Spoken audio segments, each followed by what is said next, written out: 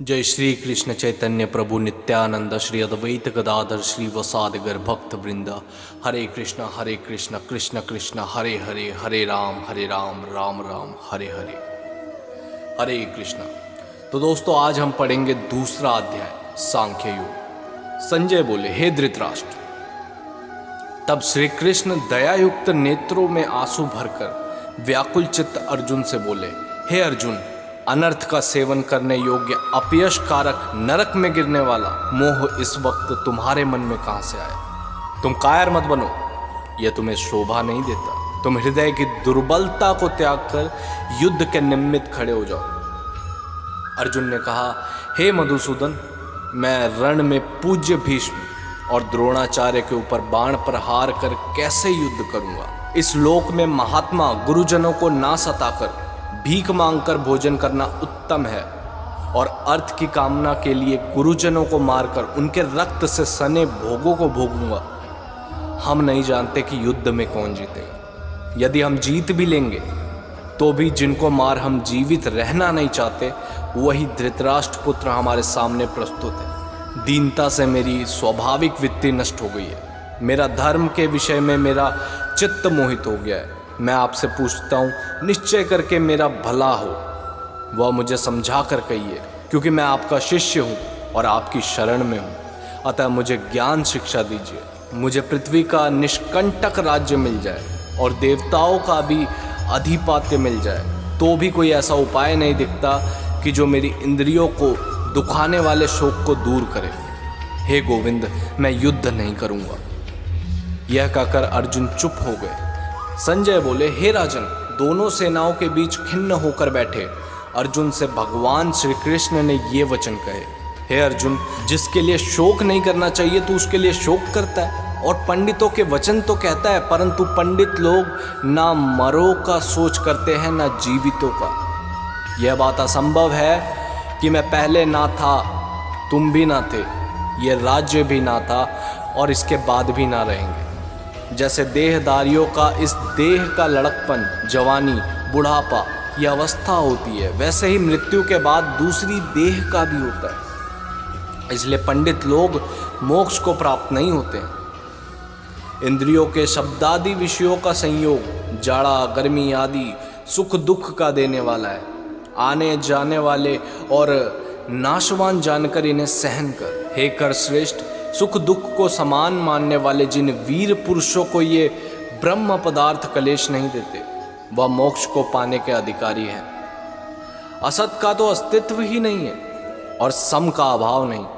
इस प्रकार दोनों का ही तत्व ज्ञानी पुरुषों ने देखा है। जिसमें यह सारा संसार व्याप्त है, उसका विनाश करने में कोई समर्थ नहीं। उस अविनाशी, अचिंत्य और नित्य जीवात्मा का ये सब शरीर नाशवान है। अतएव हे भारत, तुम युद्ध करो।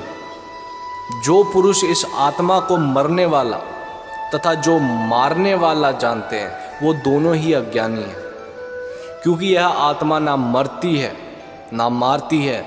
आत्मा ना कभी जन्मती है ना कभी मृत्यु को प्राप्त होती है, ना कभी जन्मी थी ना कभी मरेगी। यह अजन्मा, नित्य, कभी ना घटने बढ़ने वाला सनातन है। नष्ट होने पर भी वह नाश को प्राप्त नहीं होती। जो पुरुष इस आत्मा को नित्य, अविनाशी, निर्वाकार और अजन्मा जानता है, वह किसी को घात कराएगा तो किसको मारेगा? जिस प्रकार मनुष्य पुराने वस्त्रों को फेंक कर नया वस्त्र ग्रहण करता है, उसी प्रकार आत्मा पुरानी देह को छोड़कर नई देह को धारण करता है। आत्मा को शस्त्र नहीं काट सकते, अग्नि नहीं जला सकती, जल भिगो नहीं सकता, ना भीग सकता है, ना गल सकता है और ना सूख सकता है। यह अविनाशी, सर्वव्यापी, स्थिर, अचल और सनातन है। यह इंद्रियों से जाना नहीं जा सकता। यह कल्पना से भी परे है और इनमें हेर फेर नहीं हो सकता। इसलिए ऐसा जानते हुए तुम्हें शोक करना उचित नहीं है। महाभाव, यदि तुम इस आत्मा को नित्य जन्म लेने वाला मानते हो तो शोक नहीं करना चाहिए, क्योंकि जो जन्मा है उसकी मृत्यु है, और जिसकी मृत्यु हुई है उसका जन्म होना निश्चय है। अतः जो बात अनिवार्य है उसके लिए सोच करना व्यर्थ है। जन्म लेने से पहले क्या था किसी को मालूम नहीं। मध्य में कुछ प्रकट होता है, फिर मरने के पीछे क्या होगा कोई नहीं जानता। ऐसी दशा में किसी भी बात का सोच करना क्या तुमको उचित है? कोई मनुष्य तो इस आत्मा को आश्चर्य से देखता है, आश्चर्यव्रत वर्णन करता है, कोई आश्चर्यव्रत मानकर सुनता है, परंतु कोई देख कह तथा सुनकर भली प्रकार नहीं जानता है। सबके शरीर में यह आत्मा नित्य अविनाशी है। अतः सब प्राणियों के लिए तुमको सोच करना उचित नहीं है। अपने धर्म को भी सोचकर घबराना उचित नहीं है, क्योंकि क्षत्रियों का धर्म पूर्वक युद्ध से बड़ा कुछ भला नहीं करने वाला है। हे पार्थ, बिना इच्छा किए स्वर्ग के द्वार रूप युद्ध तुमको स्वतः प्राप्त हुआ है। ऐसा सुअवसर भाग्यवान क्षत्रियों को ही मिलता है। यदि तुम अपने धर्म के अनुसार इस संग्राम को ना करोगे तो तुम्हारा धर्म और बड़ाई खो बैठोगे और पाप को प्राप्त होगे।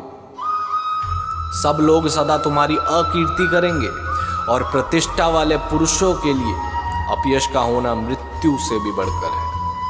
हे महारथी, ये जितने भी महारथी है ये समझेंगे कि अर्जुन ने डरकर संग्राम छोड़ दिया है। जो लोग तुम्हारे पराक्रम की निंदा करते हुए अनेक तरह के दुर्वचन कहेंगे, इससे बढ़कर दुख तुम्हारे लिए और क्या होगा। यदि युद्ध में नष्ट हो गए तो स्वर्ग के भागी होगे, जीतने पर पृथ्वी पर राज करोगे। इसलिए युद्ध के निमित्त दृढ़ प्रतिज्ञ होकर खड़े हो जाओ। सुख दुख, लाभ हानि, जय पराजय, इन सब को समान समझकर युद्ध के लिए तैयार हो जाओ। ऐसा करने से तुम पाप को प्राप्त नहीं होगे। हे पार्थ, इस ज्ञान उपदेश ज्ञान योग के विषय में तुमसे कहा गया, अब निष्काम कर्म योग के विषय में सुनो। जिस ज्ञान को पाकर कर्म बंधन से तेरी मुक्ति होगी। कर्म योग मार्ग में एक बार प्रारंभ किए गए कर्म का नाश नहीं होता और विघ्न पड़ने पर भी शुभ फल तथा इस कर्म का केवल प्रारंभ ही संसार के भय से छुड़ाकर पूर्ण ब्रह्म प्राप्त कराता। निश्चय करने वाली बुद्धि, इस निष्काम कर्म का एक ही कामना वाले पुरुषों की बुद्धि एकाग्र नहीं होती, उसकी शाखा प्रशाखाएं होती है। ऐसी दशा में मनुष्य संदेह में रह जाता है। स्वर्ग सुख को ही उत्तम पुरुषार्थ समझते हैं। उनका कामनाओं से चित्त व्याकुल होने के कारण निश्चयात्मक बुद्धि से मोक्ष साधना उत्पन्न नहीं होता, कारण कि उनका चित्त भोग आदि में सदैव निमग्न रहता है। जिन मनुष्यों का चित्त इस प्रकार मोह में लिप्त है और जिसकी आसक्ति भोग विलास और ऐश्वर्य में है, ऐसे पुरुषों के अंतकरण में निश्चयात्मक बुद्धि नहीं होती है। हे अर्जुन, वेद त्रिगुणात्मक मतलब साकाम है। तुम निष्काम हो जाओ। सुख दुख को समान जानकर नित्य क्षेम आदि स्वार्थों में ना पड़कर धीरजवान और आत्मनिष्ठ हो जाओ। तुमको केवल धर्म करना चाहिए। तुम्हारे अधिकार में फल नहीं है।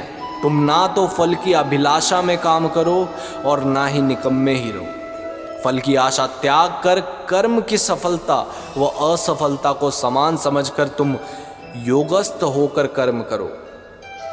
फल की इच्छा रखने वाले निष्कृष्ट होते हैं। निष्काम कर्म करने वाला पुरुष ईश्वर की कृपा से इसी संसार में सुकृत तथा दुकृत इन दोनों का त्याग करता है, जो सब कर्मों में कल्याणकारक है। कर्म फल को त्याग कर कि बुद्धि युक्त ज्ञान पा पुरुष जन्म बंधन से हटकर मोक्ष को पाते हैं। जब तुम्हारी बुद्धि मोहवन से बाहर निकल जाएगी, तब तुम्हारा मन आगे होने वाली तथा हुई बातों से विरक्त हो जाएगा। अनेक श्रुति स्मृतियों के वचनों को सुनने से तुम्हारी बुद्धि भ्रमित हो गई है। जिस समय वह निश्चल होकर आत्मा में स्थित रहेगी, तभी उसको तत्व ज्ञान प्राप्त होगा। अर्जुन ने पूछा, हे केशव, आत्मा स्वरूप से निश्चल बुद्धि वाला किसको कहा गया है? उसके लक्षण क्या है? श्री कृष्ण जी बोले, हे अर्जुन, जो महापुरुष मन की सब कामनाओं को त्याग देता है और अपने आप में ही प्रसन्न रहता है, उसको निश्चल बुद्धि वाला कहते हैं। दुख में जिसके मन में खेद नहीं होता और सुख में जिसको आसक्ति नहीं होती, तथा प्रीति, भय, क्रोध जिसके जाते रहते हैं, वह महात्मा स्थिर बुद्धि वाला मुनि कहलाता है। जो सर्वत्र स्नेह करता है, जो शुभ पदार्थ प्राप्त होने पर हर्ष नहीं करता, अशुभ से अप्रसन्न नहीं होता, उसी को स्थिर बुद्धि वाला जानना चाहिए। और कछुआ जैसे अपने अंगों को सिकोड़ लेता है, उसी तरह जो पुरुष अपने इंद्रियों को विषय से हटाता है, वह बुद्धि स्थिर जाननी चाहिए। हे अर्जुन, मोक्ष का प्रयत्न करने वाले विद्वान व्यक्ति को भी प्रबल इंद्रियां बलात्कार उसके मन को जीत लेती है। इसलिए सब इंद्रियों के विषयों को रोक मेरे विषय में तत्पर हो जाओ। जिसने इंद्रियों को वश में कर लिया उसकी बुद्धि निश्चल है। जो पुरुष विषयों के ज्ञान में रहता है, विषयों के ध्यान में रहता है, उससे उसकी प्राप्ति हो जाती है।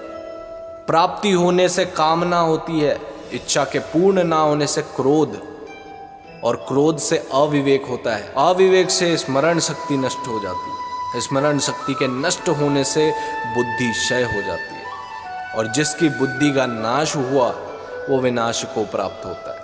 जो पुरुष राग द्वेष से रहित हो इंद्रियों के विषय में सुख का अनुभव करता है, वो अपने मन को वश में रखता है, वो शांति को प्राप्त होता है। शांति मिलने पर सब दुखों का नाश होता है। प्रसन्न चित्त वाले बुद्धि तुरंत निश्चल हो जाते हैं। जो पुरुष योग युक्त नहीं है उसको निश्चल बुद्धि उत्पन्न नहीं होती। भावना के ना होने से शांति प्राप्त नहीं होती। अशांत को सुख कहाँ से मिलेगा? इसी कारण हे महाबाहो, जिसने इंद्रियों को विषयों में सर्वथा रोक रखा है उसी की बुद्धि स्थिर है। जो सब प्राणियों की रात होती है तब संयमी जागता रहता है, और प्राणी मात्र जिस समय जागते हैं मुनि जन की वह रात्रि है। जल से भरे पूर्ण समुद्र में जल भरने पर भी वो अपनी मर्यादा में रहता है। उसी तरह जिस पुरुष में इच्छा ना रहने पर भी सब विषय भोग प्रवेश करते हैं, उसी को शांति मिलती है। विषयों की इच्छा करने वाले को शांति नहीं मिलती। जो पुरुष सब कामनाओं को छोड़कर इच्छा रहित हो विचारता है, ममता अहंकार जिसमें नहीं है, वो शांति को प्राप्त होता है। हे पार्थ, ब्रह्म स्थिति यही है। ऐसी स्थिति मिल जाने पर प्राणी फिर मोह में नहीं फंसता और अंत समय में निर्वाण ब्रह्म प्राप्त होता है। तो इसी के साथ हमारा दूसरा अध्याय कंप्लीट हो गया है। पहला अध्याय सुनने के लिए आप हमारे चैनल पर विजिट करके प्लेलिस्ट चेक कर सकते हो। वहाँ पर आपको पहला अध्याय भी मिल जाएगा। इवन आपको सारे 18 के 18 अध्याय मिल जाएंगे। सो आप जाके देख सकते हो। अगर ये वीडियो आपको पसंद आई है तो इस वीडियो को अभी के अभी लाइक कर दो। अगर नए हो इस चैनल पे तो इस चैनल को सब्सक्राइब करो और साथ वाला बेल आइकन भी हिट कर दो, ताकि आपसे एक भी अपडेट मिस ना हो। ऐसी ही काफ़ी स्पिरिचुअल वीडियोस यहाँ पर आती रहती है। सो इस चैनल को सब्सक्राइब करना बिल्कुल ना भूलें। और अगर आप चाहते हो ये भगवद गीता और भी ज़्यादा डिटेल्ड में एक्सप्लेन हो तो वो भी आपको इस चैनल पे जल्दी ही देखने को मिल जाएगा। धन्यवाद। हरे कृष्णा।